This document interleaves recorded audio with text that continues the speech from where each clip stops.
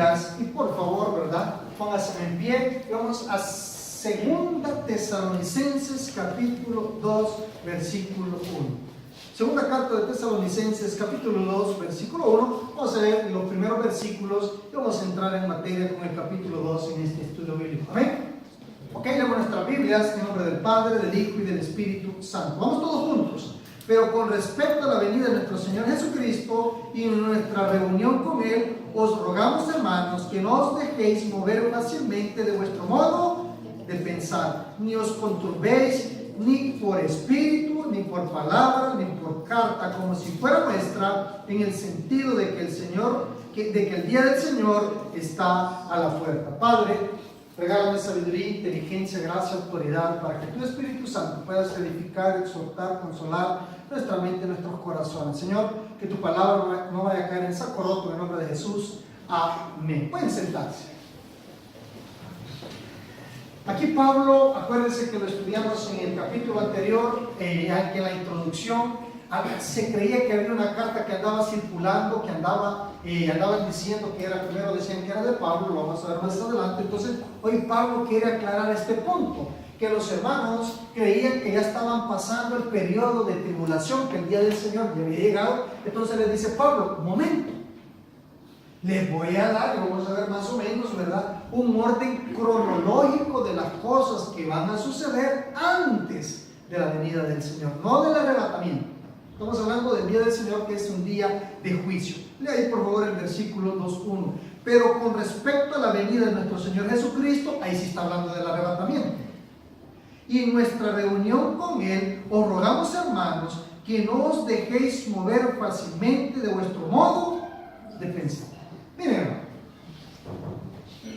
hay un montón de doctrinas, hay un montón de teorías, hay un montón de cosas.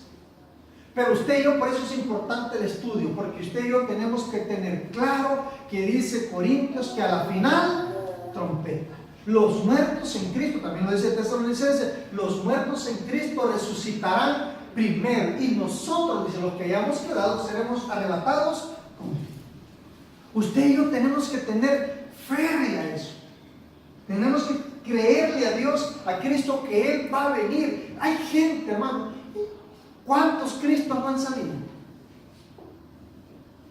Tenemos la experiencia de Estados Unidos, aquella gente que se dio fuego porque Jesús venía, los otros que se envenenaron, los otros que se aventaron, los otros, gente que no teniendo una base sólida de la palabra de Dios, cree cualquier cosa.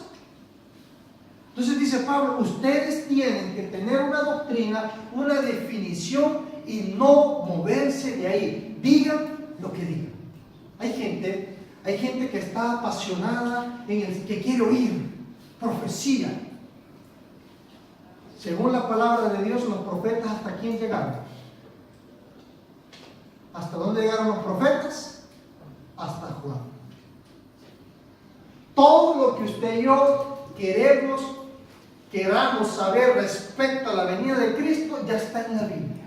Hoy las redes sociales, hermano, se prestan para el montón de gente que se para. Basta tener una cámara, ¿verdad?, como la que tenemos ahí, y alguien que abre una Biblia y empieza a hablar, dice, y Jesús ya viene, y Jesús está aquí. Dice Jesús que Él va a venir como ladrón en la noche cuando nadie lo espera. Y Él fue claro y dijo, nadie sabe ni el día ni la hora, ni los ángeles, nadie, solo mi Padre celestial. Entonces nadie puede venir a decir, Jesucristo viene. Y dijo Jesús, y no creáis cuando digan Jesús ya vino, está en la esquina, cuando dice así la palabra de Dios. Pero usted basta que clique, ¿verdad?, y vaya a las redes sociales y vaya un montón de gente diciendo, prepara, está bien que nos preparemos, es bíblico, ¿verdad? Pero hay gente que dice, Cristo aquí, y hermano, no. Hay un orden cronológico de cosas. Pastor, ¿cuándo viene Jesús? Nadie sabe. Nadie. Absolutamente nadie.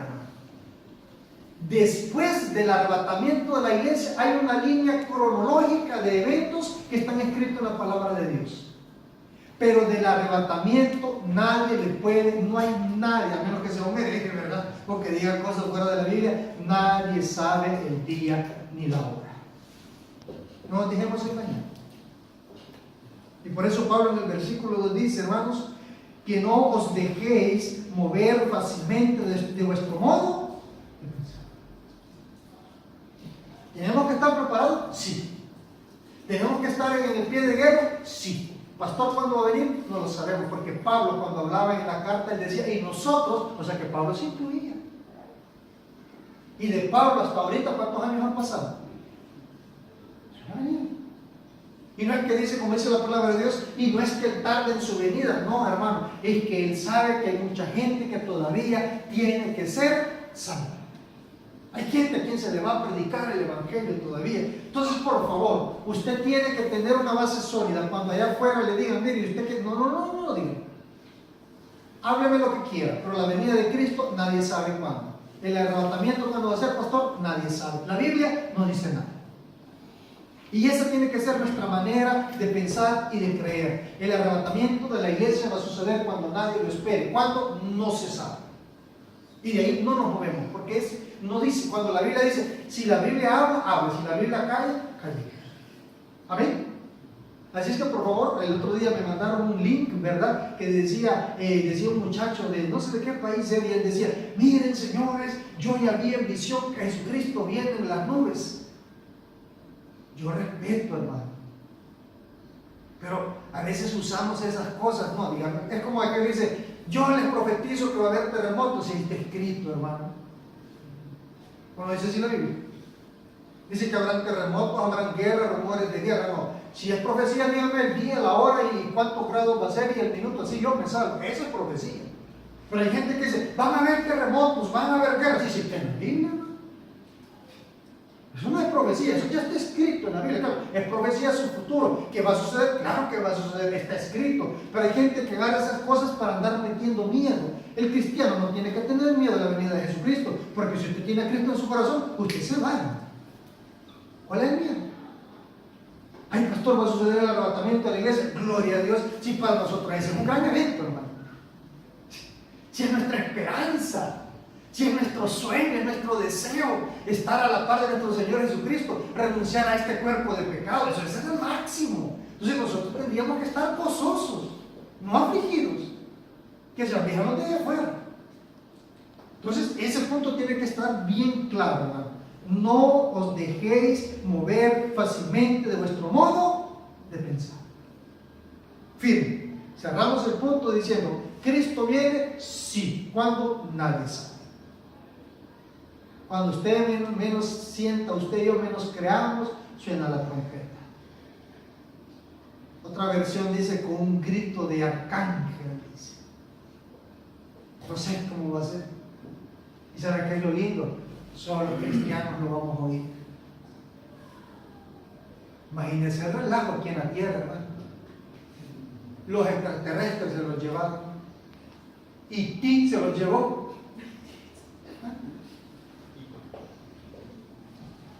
Imagínense todos los niños que van a desaparecer. ¿No? Imagínense todas las aerolíneas, hermano, con los pilotos cristianos. Imaginen los accidentes en las carreteras, con todos los carros que van a quedar sin piloto. Los trenes, la maquinaria. Hermano, si usted no tiene a Cristo en su corazón, no se deja operar de un doctor cristiano, ¿verdad? Si usted no tiene a Cristo en su corazón, no se deja operar de un doctor cristiano que lo pueda dejar abierto en sala de guerra. Es un caos. Es un caos. Todos los asilos sin niños. La gente va a venir a tocar ahí a la puerta. Está renovada. Salud, pues le voy a decir yo, ¿verdad? ¿Y sabe qué es lo ridículo? Hay gente que no cree. Hay gente que dice que somos locos. Y también de esa fe no tenemos que dejarnos mover. Hay gente que no cree en el arrebatamiento de la iglesia, pero cree en los extraterrestres. ¿Sí? Se lo voy a poner más actual. Hay gente que no cree en el arrebatamiento y cree en el horóscopo de las 7 de la mañana. Y si usted le dice, Cristo viene, recíbalo en su corazón para que usted sea sellado por el poder del Espíritu Santo, usted está loco, dice. pero en la mañana están esperando el horóscopo. Así estamos de locos, o están de locos, ¿verdad? Entonces le digo, no nos tenemos que dejar de mover. Mira, mi jefe me lo dice espeso. Mira, Alex me dice, ¿y tú crees en la vida después de la muerte? ¿Cierto? Le digo.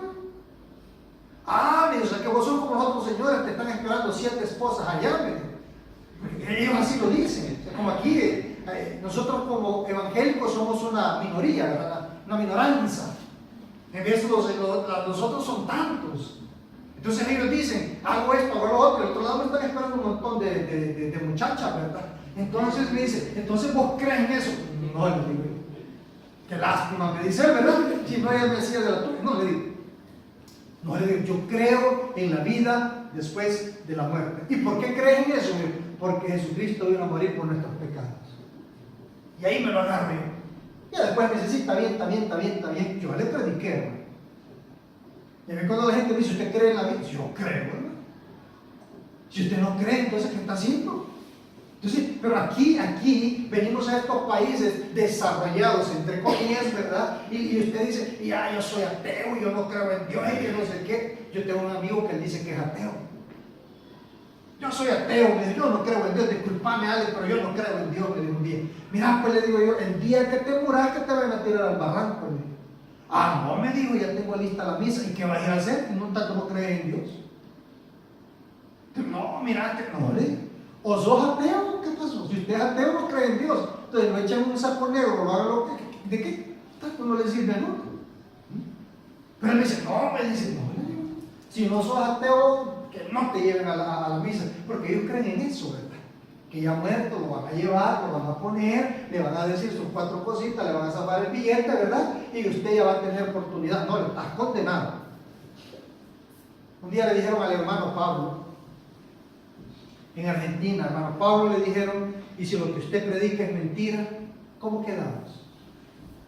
Y el hermano Pablo dijo, pues, nada, dijo, porque llevé una vida justa, les di una buena educación a mis hijos, me casé, me mantuve con mi esposa, fuimos felices, tuvimos buenos principios. Entonces le dijo, si todo lo que les he predicado por mucho tiempo es mentira, he ganado, le dijo. Pero hoy le voy a hacer una pregunta, le digo al muchacho. Y si todo lo que yo predico es verdad, ¿qué pasa con usted? Es cuestión de fe. Es cuestión de creer a la palabra de Dios. La gente va a decir que es mentira. Va bien que es mentira. Allá vamos a ver de quién son las nubes. Y eso no lo tenemos que avergonzar. Usted, pastor, cree que Cristo va a venir por usted, lo va a arrebatar. Yo estoy seguro. Y yo se lo puedo decir a cualquiera, usted también. Porque si no hay que estar. Y que mira, te dice, aquí está bien, como a los jóvenes es bien difícil en las escuelas. Para los jóvenes cristianos es bien difícil en la escuela. Porque ellos se ven confrontados, ellos aquí no creen en Dios, ellos no creen, o sea, es terrible. Pero es ahí donde tenemos que agarrar esa firmeza y no movernos de ahí. Movernos de ahí. Movernos, estar firmes que Jesucristo viene por su iglesia. Y no importa en qué país estemos, Él viene por su iglesia. No importa cuánto hayamos prosperado, Él viene por su iglesia. No nos tenemos que mover. Y dice el versículo 3.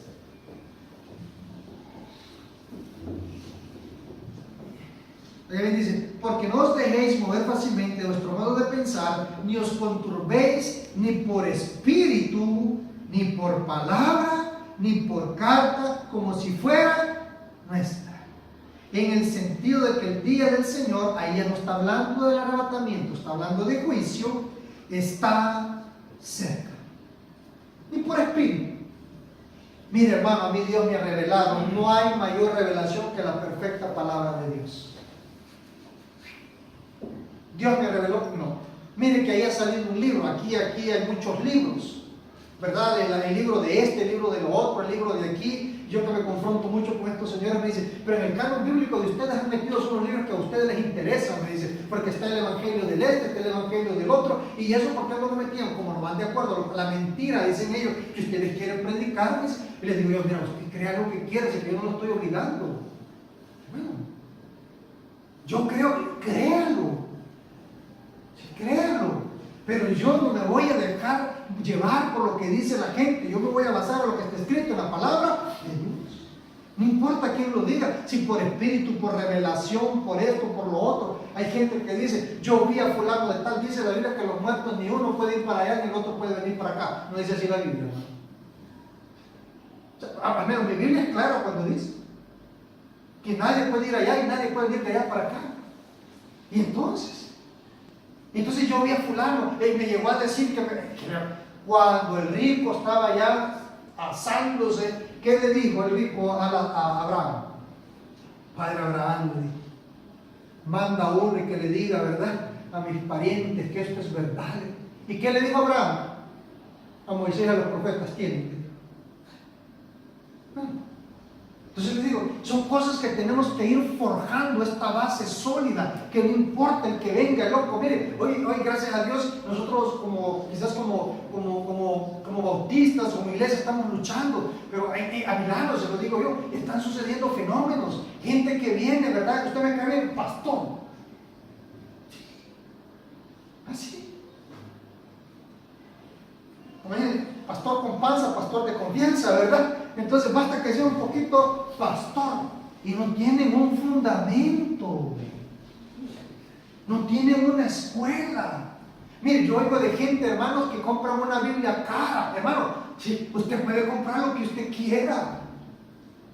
No, se está levantando este montón de gente que no quiere pagar el precio, que no quiere estudiar, que no quiere prepararse y empiezan a contar un montón de herejías. Y crea, hermano, y que Dios aquí, Dios dice, ¿no? Esto es una cosa delicada. Aquí estamos hablando de salvación y condenación eterna. O sea, no es así a la buena, ¿verdad? No, así que mire, usted dele, usted predique. No, hermano. Tiene que haber una formación, porque usted tiene que estar consciente que lo que usted está diciendo va a afectar la eternidad de las personas. Y eso es importante, tener esa base sólida, que lo que yo voy a predicar tiene que tener un respaldo bíblico correctamente interpretado, porque estamos jugando con la eternidad de las personas. Podemos dejar mover. No cualquiera lo viene a decir, no, mire que yo creo que aquí no es como usted cree, hermano, aquí es como está escrito. Y en su correcta interpretación, si no, agarrémosla como queramos. Dice más adelante. En el sentido de que el día del Señor está cerca, hablamos de juicio. 3. Nadie os engañe en ninguna manera. ¿Va a caer otra vez? ¿Sabe que Pablo estaba bien preocupado por el montón de mentirosos que andaban? Nadie te engaña. Nadie lo va a engañar. Nadie lo va a engañar. Nadie lo va a engañar. Porque es fácil engañar, es fácil perderse, es fácil creer. Cuando usted no tiene una base sólida, uno cree. Eso es como cuando usted acaba de venir a Italia. Cuando uno acaba de venir a Italia, uno cree todo lo que le dicen. Amén. No sabe porque lo van a agarrar, usted no sabe. No mueva porque no respira. Y uno dice, ¿y entonces qué vine a hacer a Italia?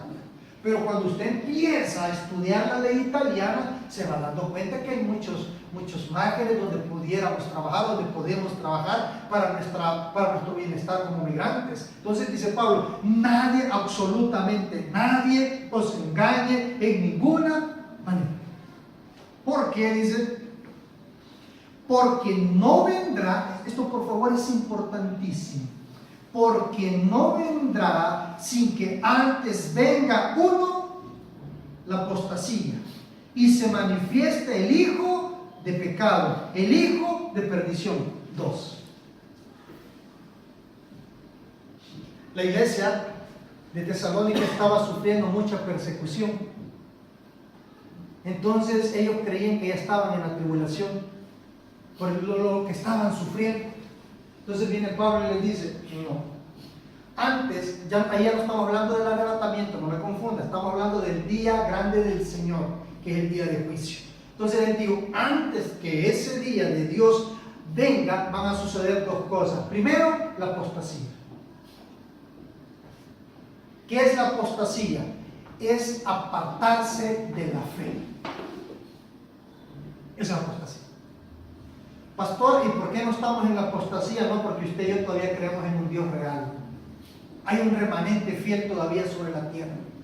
Cuando este remanente fiel, por eso digo, el día del Señor va a venir después del arrebatamiento, quitar a la iglesia, y lo vamos a ver más adelante, que el Espíritu Santo no es que ya no va a estar en otra función, porque hoy por hoy la función del Espíritu Santo es sellar. Así dice Efesios, ¿verdad? Que somos sellados, que son las aras, sellados por el poder del Espíritu Santo. Entonces el Espíritu Santo ahorita está en función que está sellando, ¿verdad? Es las arras de la promesa. Cuando la iglesia sea arrebatada, el Espíritu Santo va a estar, pero su función va a ser diferente. Pero tornando al punto, la primera cosa que va a suceder antes de que ese día de juicio acontezca es que va a existir la apostasía, y que es la gente se va a apartar de la fe en Cristo. Y van a empezar a creer a chinchi telepate. Y como dice más adelante, ¿verdad? Que se va a manifestar el hijo de, ¿qué dice? De perdición. Entonces, ¿qué va a suceder, pastor? La apostasía.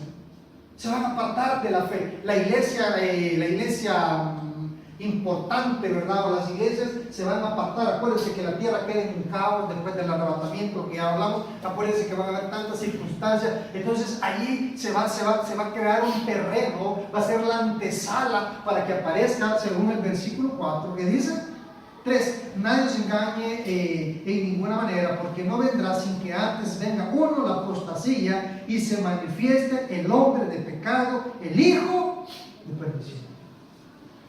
Allá más adelante le llama el anticristo. Fin que no aparezcan esas dos cosas, no estamos hablando del día del Señor, del juicio sobre la tierra, que son 7 años según Apocalipsis. 7 años divididos en 3 años y medio y 3 años y medio. 3 años y medio de tribulación, que va a ser una aparente paz, donde este señor, el anticristo, ¿verdad?, se va a meter y va a empezar a arreglar, y va a haber un boom, ¿verdad?, económico, el poderío económico mundial, el poderío militar mundial, el poderío religioso mundial. Él va a tener bajo su mano todo. Entonces va a necesitar ese punto, para ese caos que se va a suceder, él lo va a aprovechar para meterse, para hacer una aparente paz en los primeros 3 años y medio, y después empiezan los últimos 3 años y medio, que son de gran tribulación. Pastor, ¿y cuándo va a empezar eso? Cuando él se va a querer asentar al trono de Jerusalén, porque el templo va a ser construido. Pero quiero llevar piano, ¿verdad? Que se voy muy adelante. Entonces, dijimos, primero, antes del día del Señor, ¿qué va a suceder? Dijimos, la apostasía. ¿Y qué es? Se van a apartar todos de la fe. Todos de la fe. Y van a empezar, y como dice Apocalipsis, que Dios al anticristo le va a dar un poder engañador. Todos le van a creer a él.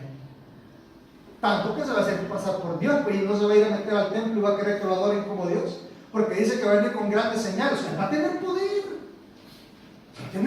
Va a tener poder para poder hacer milagros. No sé qué va a hacer. Él va a hacer grandes poderes, y él va a llegar y decir: señores, aquí está Dios. Ahí es donde Israel va a decir: y es donde empieza la gran guerra, ¿verdad?, que habla más adelante. Entonces le digo, él va a venir, va a aprovechar eso. Y en ese caos va a venir la apostasía. ¿La gente en quién va a poner la esperanza? Porque él está arreglando todo, está dando comida, está dando víveres, está dando esto, va a arreglar la economía mundial, va a poner en paz, para que Israel pueda construir el templo. Imagínense cuánta paz va a lograr, ¿no? Si por miles y miles de años no se ha logrado poner en paz, este Señor lo va a lograr. Porque si dice más adelante que debe entrar al lugar santo, quiere decir que hay templo. Porque el único lugar santo, ¿dónde está? En el templo. Entonces, para que este hombre logre, imagínense su capacidad que va a tener. O sea, va a ser un hermano acá, va a ser un hermano cosa seria, porque lo va a lograr poner en paz y va a permitir que se construya el templo. ¿Cómo? No sabemos. No sabemos. Muchos dicen: esto no, yo no he ido, no lo he confirmado, yo sobre esto sí es verdad, reventa, ¿verdad, hermano? Muchos dicen que ya están, el templo ya está en prototipo, ya está esto, ya está lo otro, solo está esperando ser construido, dicen, hermano. Pero quizás no tengo ni que mencionar porque a mí no me consta, ¿verdad? Pero sí, ya están los sacerdotes, ya está esto, ya está lo otro. Entonces, ¿qué le quiero decir, hermano? Va a venir el hijo de perdición, ok, 4. Lea el 4, por favor. El cual se opone y se levanta contra todo lo que se llama Dios y es objeto que dice. No.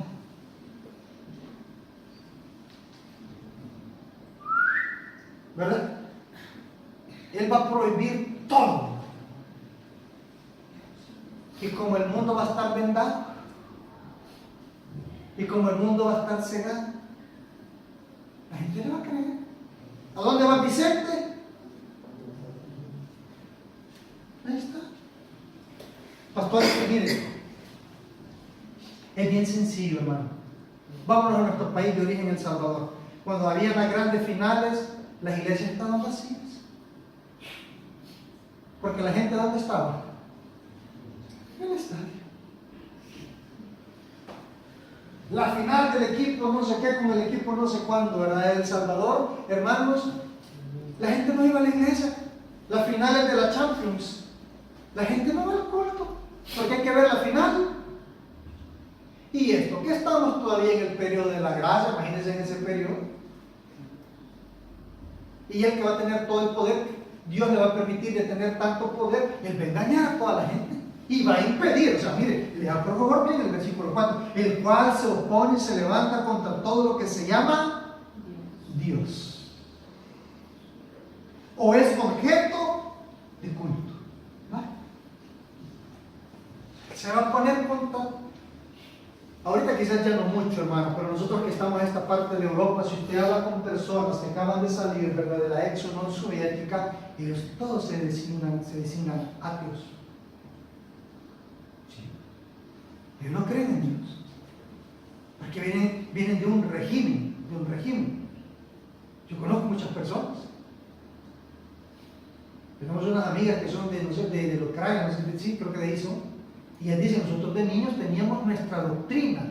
Y nosotros teníamos la doctrina de adorar al líder que teníamos. Ya me dicen, yo escuché la palabra de Dios, dice, después que se acabó la Unión Soviética, dice. Si no, ellos no existen, o sea, ese concepto ellos no lo conocían. Conocían solo lo que les enseñaron ellos. Cuando terminó, se cerró eso y empezaron a hablar de la independencia, me dice, entonces nosotros escuchamos hablar de Cristo, me dice, pero nosotros antes nunca habíamos oído hablar de Cristo. Porque era prohibido. En los países eso es prohibido. Hoy no puedo decir era prohibido predicar la palabra de Dios. Dice más adelante, tanto, y esta es la parte que no quería llevar, léalo bien por favor. Tanto que se sienta en el templo de Dios, que dice, como Dios, haciéndose pasar.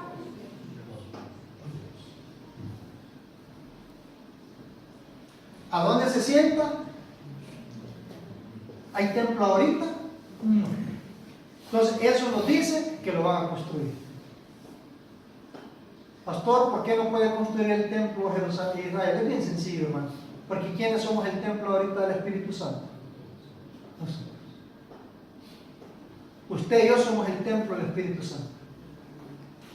Cuando nosotros seamos quitados, imagínese usted, en 3 años y medio, el anticristo va a lograr hacer todo eso.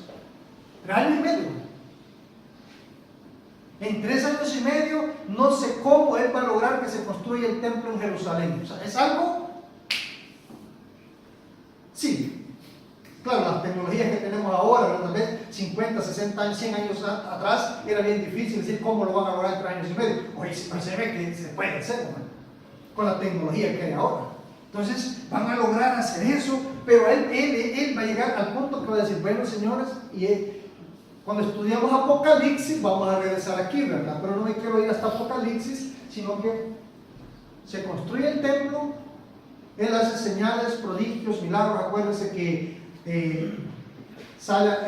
¿cómo se llama? Apocalipsis habla de los 2 testigos, ¿verdad?, que vienen a predicar, pero nos alargaríamos mucho, pasaríamos a otro libro. Quedemos en esto, ¿verdad? Entonces le digo, él va al templo de Jerusalén, él se sienta y dice, señores, adórenme como Dios.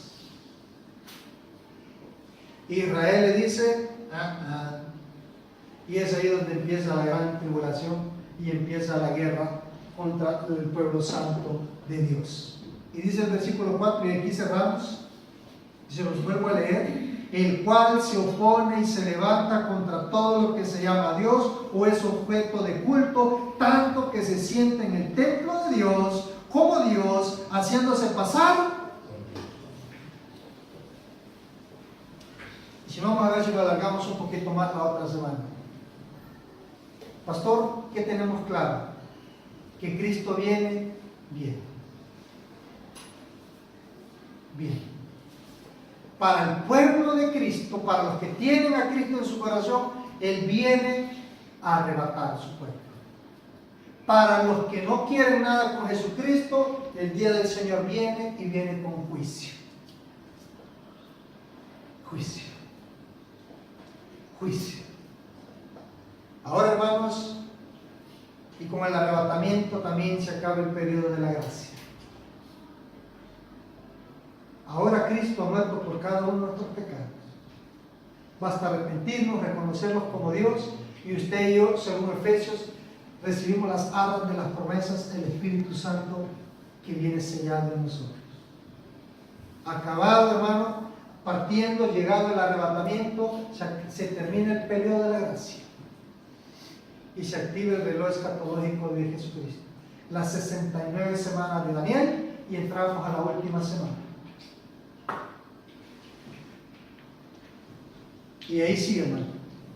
Ya no hay gracia. Ya. Y ahí cada quien tiene que pagar con su vida.